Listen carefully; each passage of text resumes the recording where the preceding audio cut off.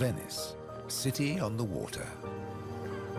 A place of beauty and romance that attracts millions of visitors every year. Just a few steps from the well-trodden tourist routes, there's a very different Venice, one populated by fascinating creatures.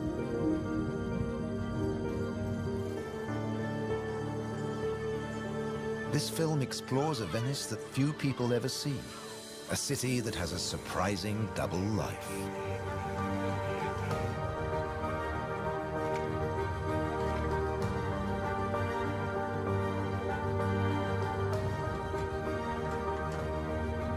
There are secret places and wild creatures in this watery world that most outsiders never discover. In the skies above, on the beaches, and in the canals are the true Venetians that live in every hidden corner of the city and the lagoon. Wild Venice is their home.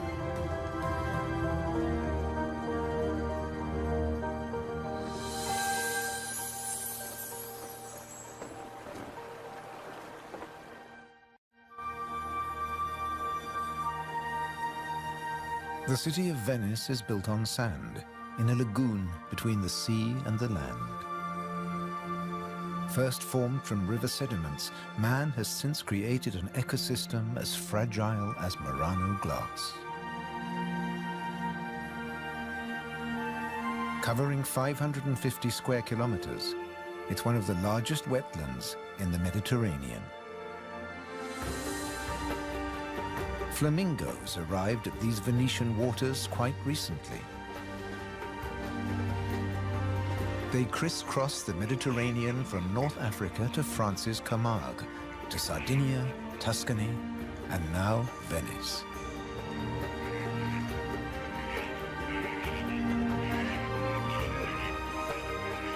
They feed on vegetable matter and small creatures they find in the mud of the lagoon.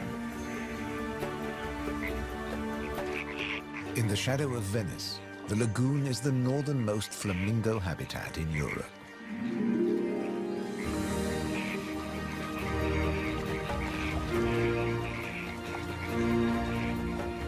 They're here now, but in a few weeks, many will move off again to find richer pickings.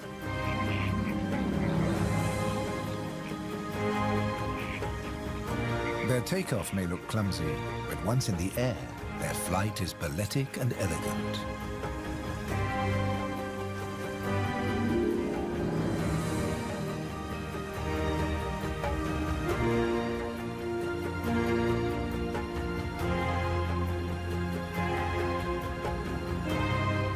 And before too long, they'll return to the safety of this lagoon, tucked between the sea, the city, and the Alps.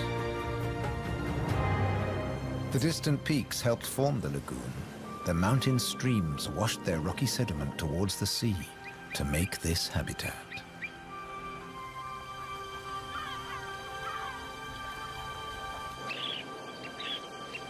Some of the lagoon's other birds are ready to leave. Dunlin, small waders, fed well in the rich mud. They rest on the wooden piles that support the whole of Venice.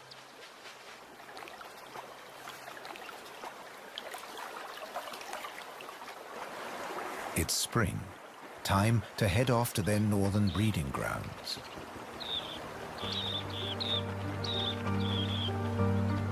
But the cormorants won't be lonely this summer. As the Dunlin fly away, other birds are flocking in. A bird's eye view reveals the full beauty of the lagoon. A labyrinth of uninhabited islands, intertwined canals, and swampy sandbanks.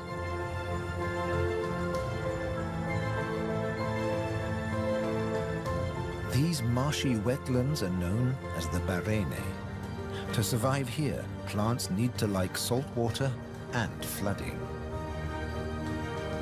Natural arteries called gabi meander through the brackish gardens, keeping the lagoon alive. The same waters flow through the city. The curving streams between the islands became the magical canals of Venice.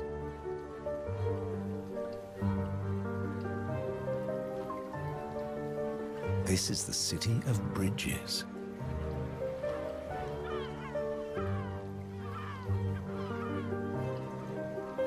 Visitors are mesmerized by the romance of the canals and the ancient architecture, and often miss the smaller, wilder sights around them.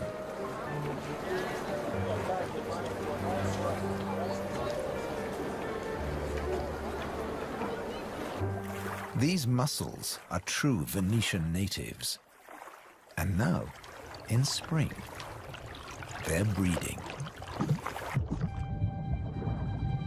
The males spawn into the water, and each female produces up to 10 million eggs. Most of the larvae are eaten by other inhabitants of the canals, but up to 10,000 young shellfish will survive.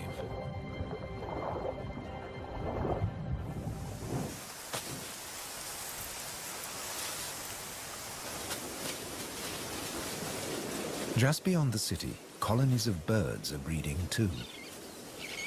But a hazard of urban nesting is constant disturbance.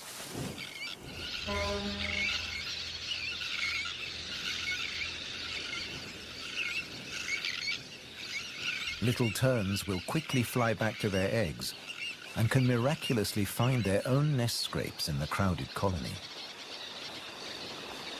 Their cousins, the sandwich terns, lay their eggs directly onto the sand. If the terns are disturbed, they have little time for incubating their eggs. The sand won't keep them warm for long.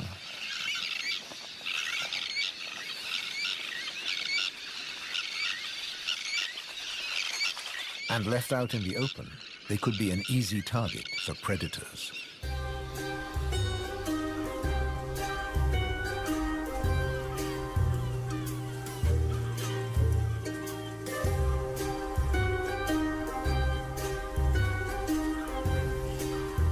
Foxes are the biggest predators hereabouts.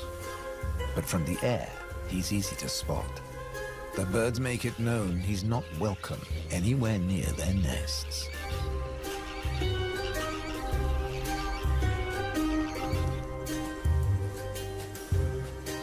Foxes would rather not get their feet wet.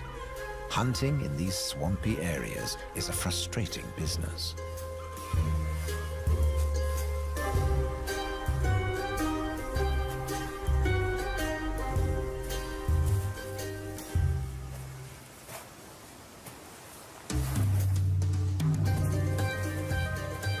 The grand leap disturbed another nesting bird. Now it's a question of following the scent.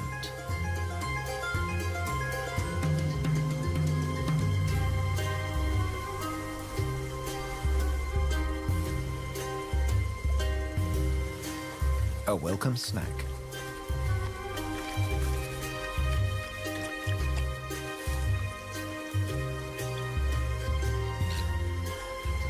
Just beyond the sand dunes is the busy colony.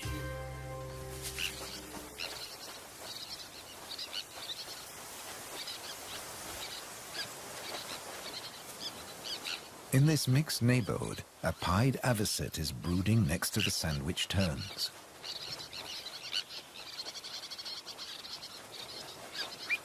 With nests so closely packed, there can be conflicting territorial claims with the common terns.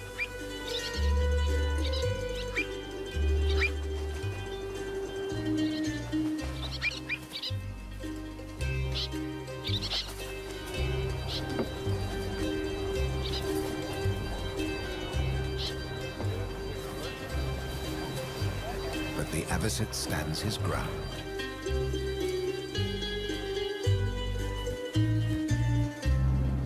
The Grand Canal is the main waterway of Venice, dividing the city in two. It follows the course of the ancient river Brenta that runs from the Alps all the way into the lagoon. It offers a journey through architectural history starting in the 13th century.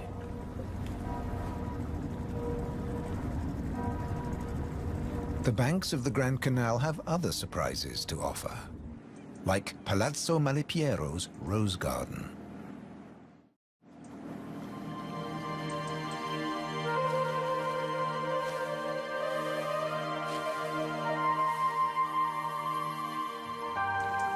Nestled between the buildings is a hidden paradise.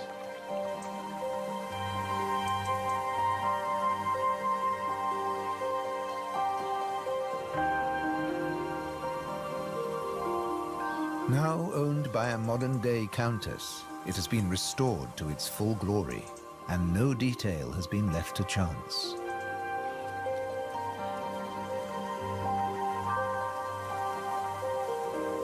With the luxury of space in a city whose every square centimeter is exploited for maximum profit, it's also a sanctuary for many small animals.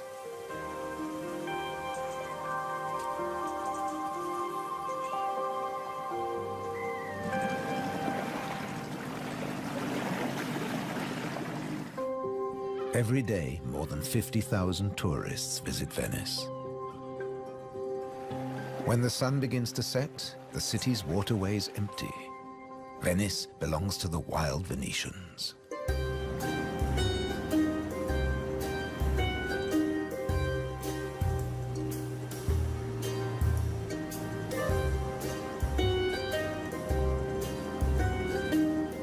Rats prefer to search for food in the cool night air.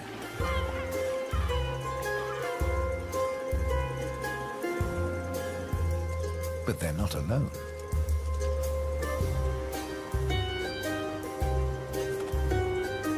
Pine martins are hungry too, and rats are on their menu. Pine martins are welcome in the city as they're natural rat catchers.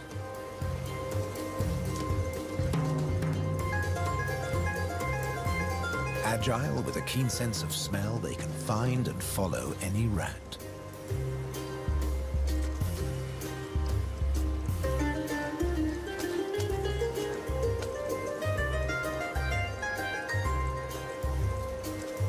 But they're endangered too. Since the rat population boomed, ironically, many martins have been killed by rat poison. The rat won the day, and the pine marten has to settle for dessert.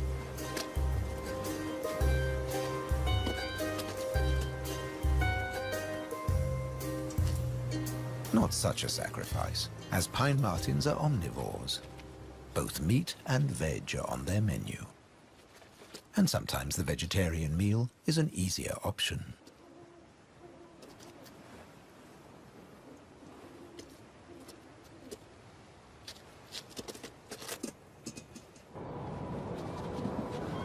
As the rat prepares to sleep, the city of Venice is beginning to wake up. The floating vegetable stalls are the first to move into action.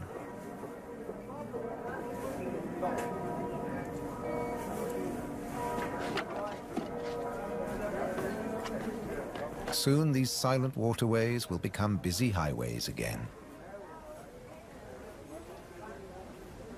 In the 18th century, over 8,000 gondolas navigated the Venice canals. Now there are only about 400 left. Life in Venice may be moving with the times. But one thing never changes. It dictates the daily rhythms of the city and the lagoon. Twice a day, the tide rises and falls as seawater washes in and out of the lagoon.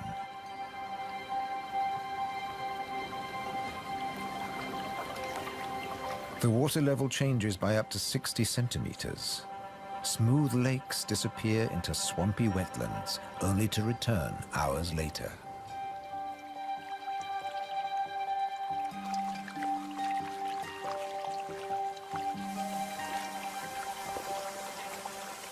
Retreating water levels reveal a surprise. Strange islands that look like complicated water mazes. In fact, they're fisheries at the edge of the lagoon. known as the Valle da Pesca.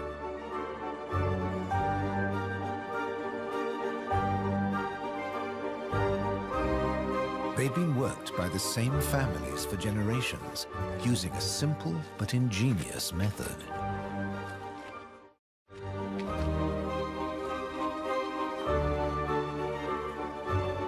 Nets are lowered into the locks that span the water channels.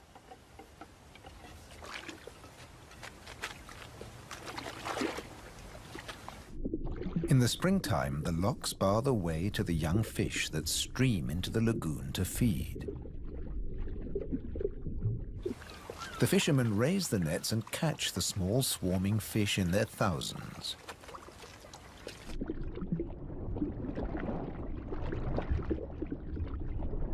It's easy to scoop them out, but these fish are not for eating.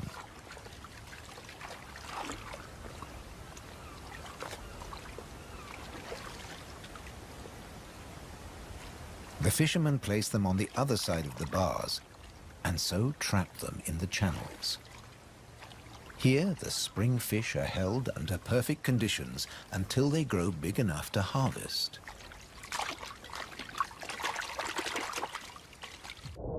In the autumn, when the fish try to return to the sea, they're simply netted again. This time, they don't get away. Kingfishers have a more dramatic technique.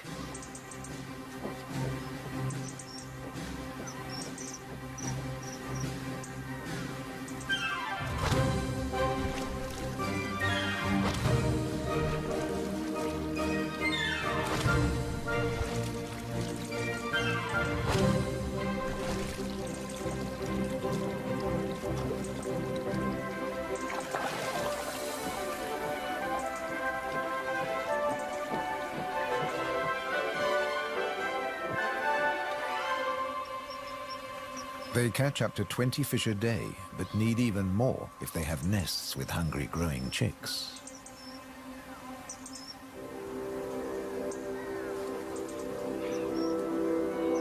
It takes enormous skill, but also violence. A sharp blow to the head stuns the fish. And when it stops wiggling, the kingfisher can turn it round without fear of it escaping. The scales and fins of the fish need to be in line.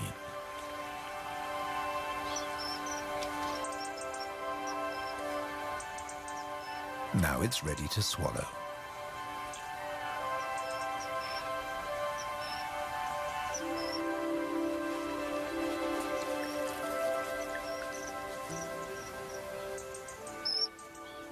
These shallow, brackish waters at the edge of the lagoon are perfect hunting grounds for a kingfisher.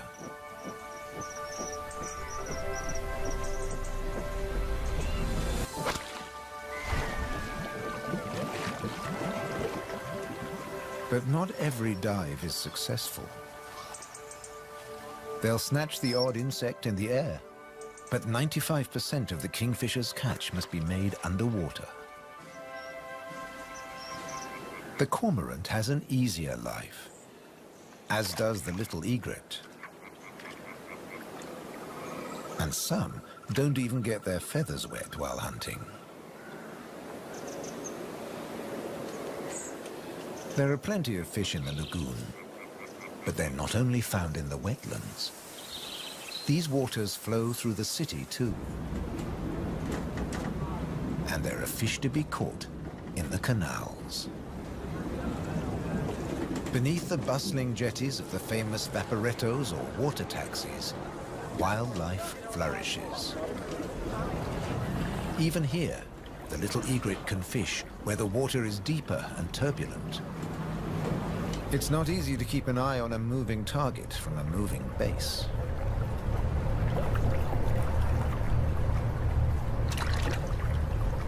But persistence and patience pay off.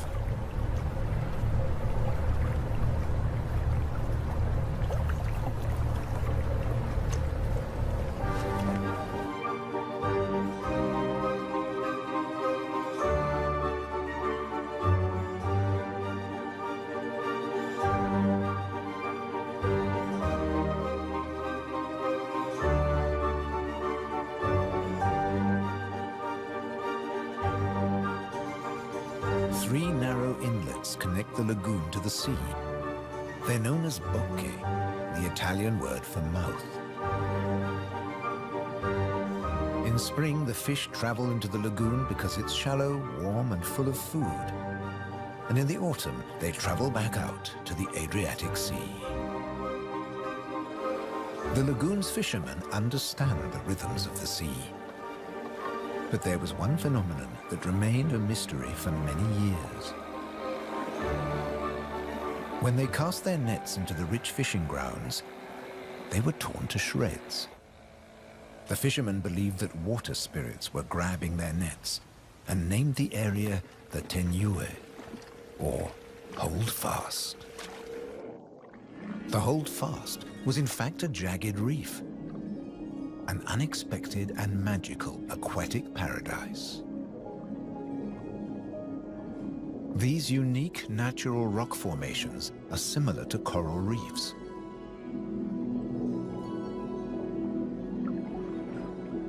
They're home to all kinds of remarkable creatures.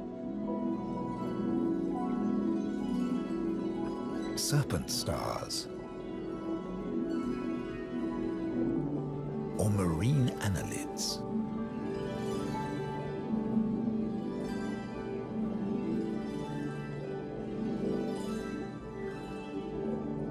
This precious area is now protected. Fishing is forbidden, diving strictly regulated.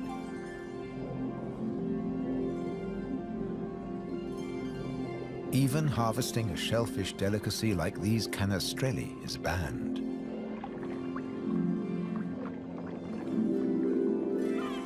The city of Venice is lucky to have rich fishing grounds on its doorstep. The catch is seasonal, and in spring, the fish are small.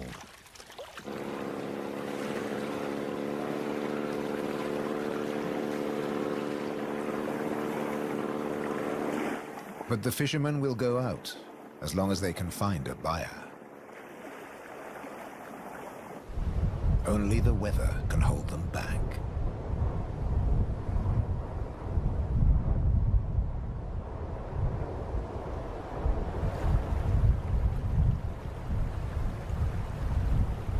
City and wetlands are both at the mercy of the elements. A storm is heading towards the lagoon. When rain-bearing clouds build up against the southern face of the Alps, and when warm southerly winds whip up the sea, water is driven into the lagoon, flooding the city and engulfing the swampland. This extreme high tide is known as aqua alta and can be disastrous for ground-nesting birds. Thankfully, it's rare in the springtime. It strikes more often in the autumn. Storms can vanish as fast as they arrive, and the limpid sunlight that Venice is so famous for bathes the city again. In early summer, Venice teems with tourists. The Bridge of Sighs is a popular attraction, but few visitors realize that real Venetian life is happening just a short distance away. In the Giardini, a spacious and peaceful city park, there are some surprising residents.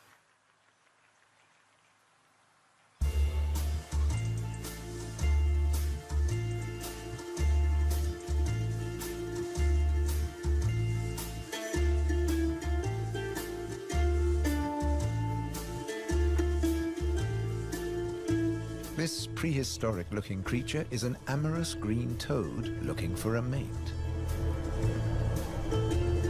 After all, this is the city of romance. But for a toad, finding a partner in a city isn't always easy. Even a quiet park is full of danger and disruption.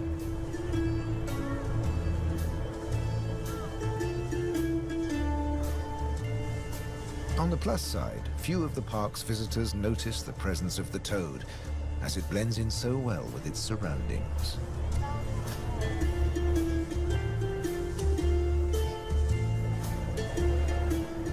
Another of the city's visitors is far more conspicuous. A stark contrast to the ancient buildings it comes to celebrate.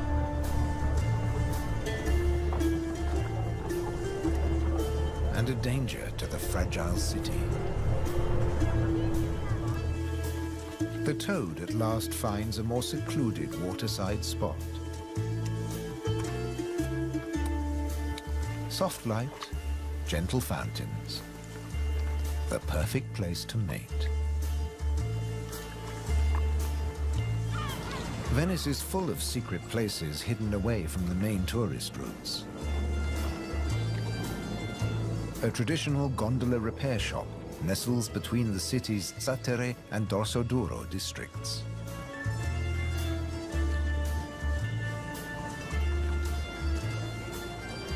Craftsmen repair the boats in the peace of the backwaters. The tranquility also attracts some exotic-looking animals.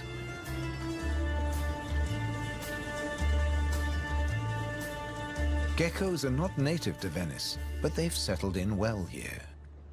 During the day, they'll sun themselves on warm stone.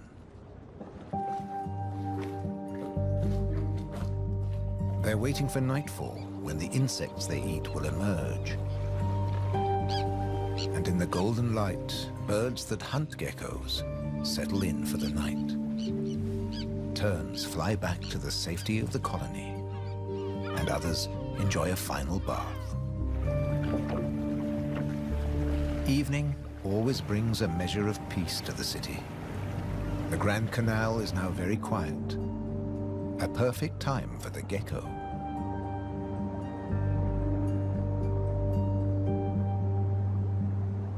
Geckos have evolved specially adapted feet that make them excellent climbers. Their toes are covered in millions of tiny branched flaps with incredible adhesive power, so they can grip and climb the smoothest surfaces, even glass. The city is empty now. The Grand Canal is deserted.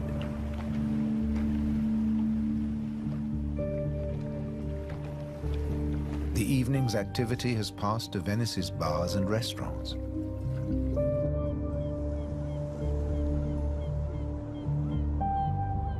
By the time the tourists are safely tucked up in their beds, the city is like a ghost town.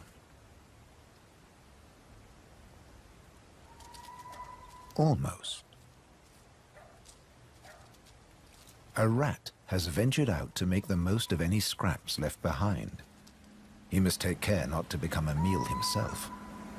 Owls on the prowl.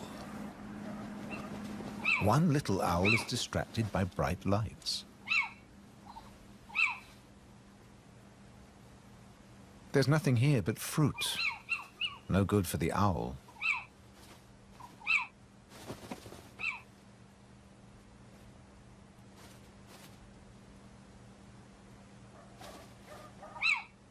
This house call hasn't paid off. Time to make a swift exit. The lucky rat will make it home tonight.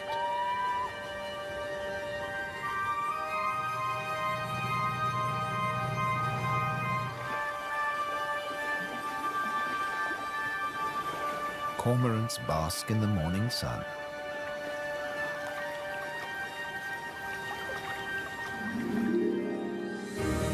The terns start fishing early. The colony is now a hive of activity.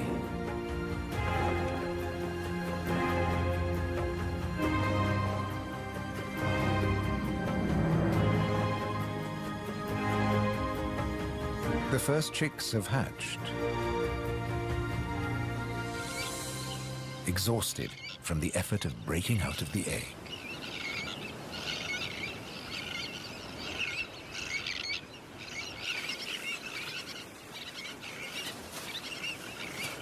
Around them, the colony has turned into a busy Italian restaurant as the adults noisily deliver their food.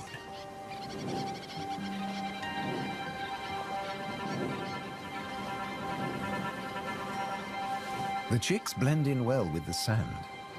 Their cries for food are a new and insistent sound on the beach.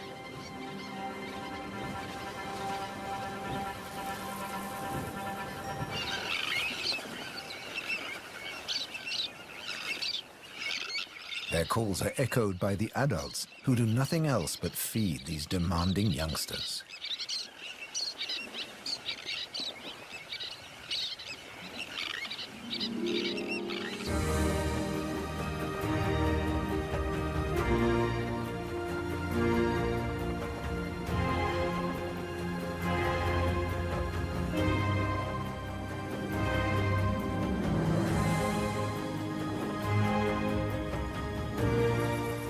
It's hot and humid, and the lagoon is at its most beautiful.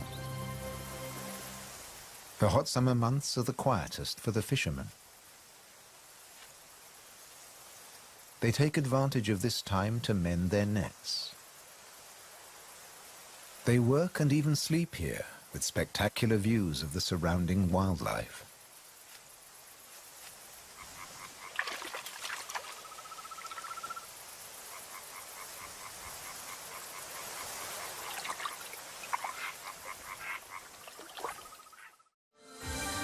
About 8% of the lagoon's surface consists of islands. 20,000 people once lived on Torcello. Now only the cathedral tower remains. Burano is known for its colorful buildings. San Francesco del Deserto is home to a Franciscan monastery. The island of Madonna del Monte is being swallowed by the lagoon, but the ruins of its monastery still stand proud.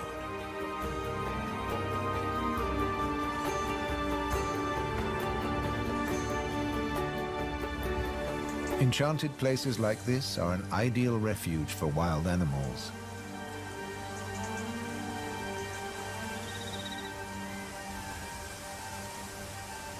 And the island's ancient monastery has some new inhabitants.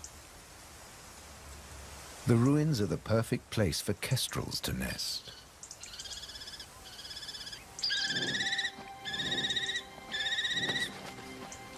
The hungry chicks are nearly as big as the adults and almost ready to fledge.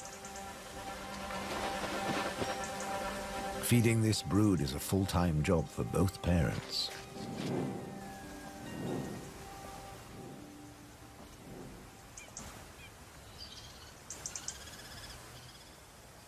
Finally, curiosity gets the better of the young birds and they start to emerge from their hiding place.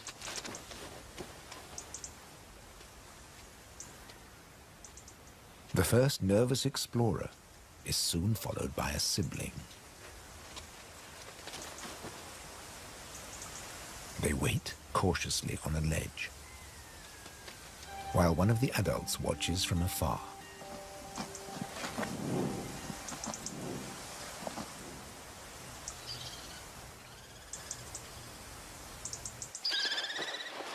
Their mother returns with food, and the young kestrels jostle to get to the front of the queue.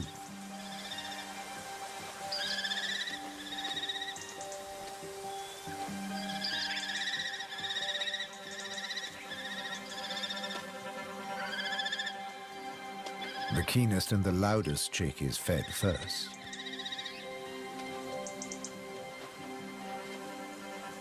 Soon the food parcels will stop.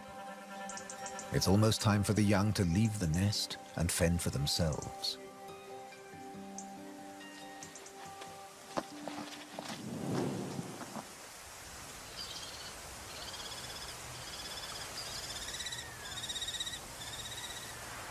Not all of the lagoon is quite so peaceful. Venice's Lido, with its luxury hotels, is where the human bathers gather.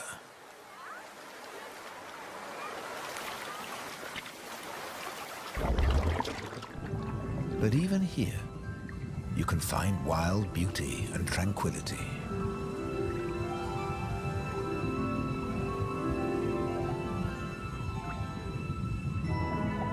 In the Tenue, Venice's reef, one of nature's most delightful performances is in full swing. The squid's mating dance. The pair move together like synchronized swimmers as waves of rainbow colors pulse along their bodies.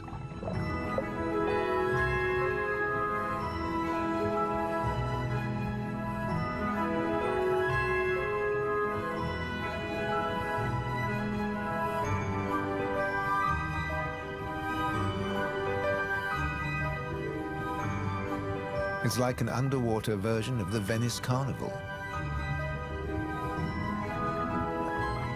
complete with face masks and disguises.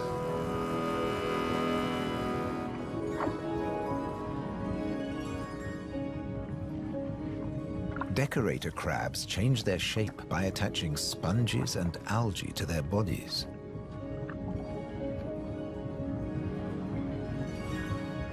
These bizarre disguises are excellent camouflage. The crabs creep past their neighbors and predators like living rocks from the seabed.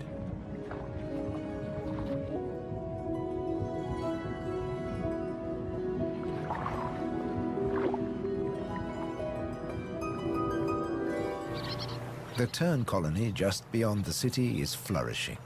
The chicks have fed well and are strong and healthy.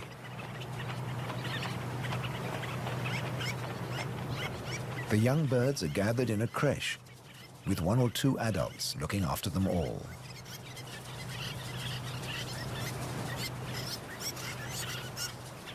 Today's lesson is elementary flight.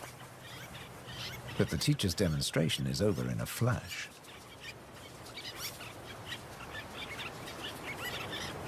The young birds flap their wings to exercise their growing flight muscles, but they're not ready to take to the air yet.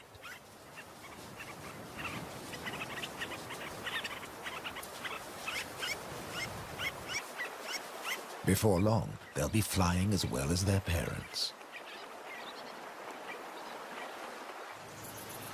The young kestrels are also preparing for takeoff. They bravely take the plunge and launch themselves into the air.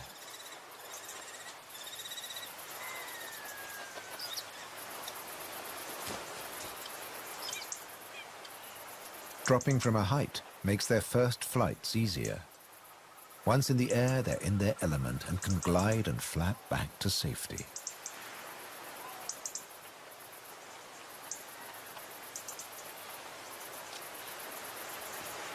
These first flights mark the end of their parental care.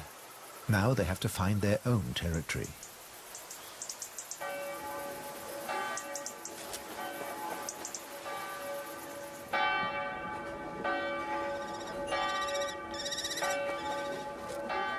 One of the kestrels has made its way to the nearby island of Burano. It's unlike the remote nest site, but it still has everything the kestrel needs. Just like the ruins, the brightly colored walls offer protection. These birds are welcome visitors, and the people here seem happy to have a kestrel watching over them.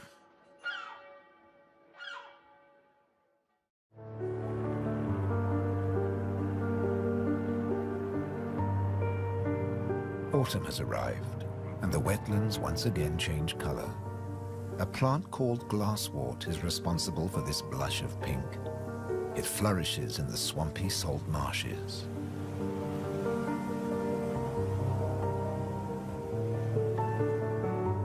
The first autumn mists mark the end of summer.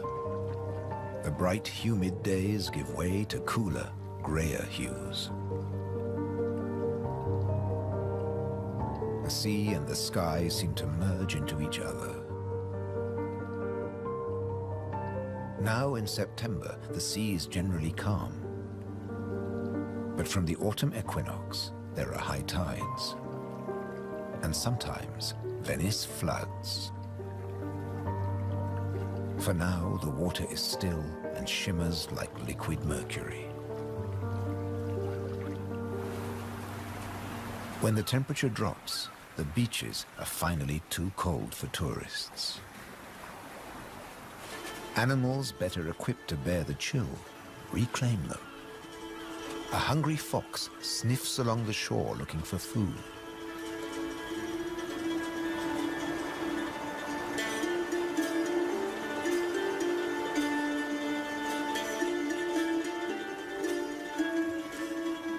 The fox has an excellent sense of smell and can see well in the twilight. It has picked up a strange scent. Something smells good to eat. But quite where this food is hidden is a mystery.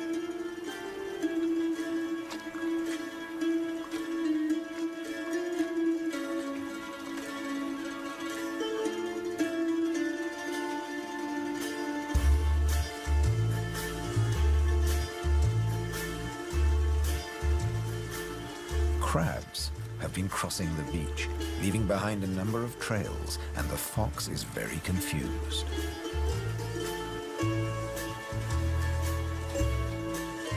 Finally, it follows its nose and comes face to face with a crab.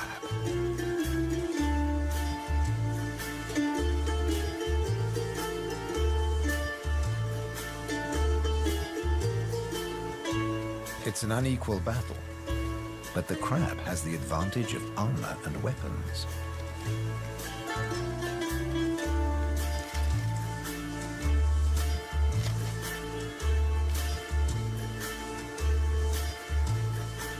This meal is more trouble than it's worth.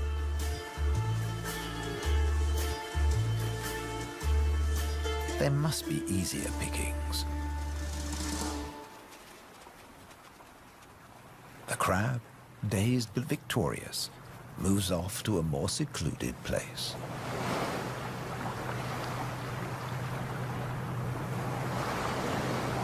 More crabs congregate on the shoreline looking out to sea. But just across the water, the residents of Venice are having a less comfortable time. The waters of the lagoon are creeping into the city.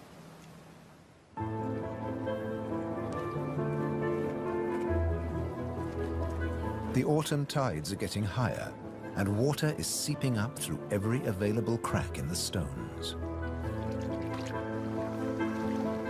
The threat of acqua alta, the extreme high tide, is increasing every day. A combination of rising tides and the Scirocco winds cause this extreme event, and the rain just adds to it. Much of the city is only just above sea level, so there's very little to stop the floodwaters. This may look like a swimming pool, but it is in fact St. Mark's Square. Fortunately, this only lasts a few hours.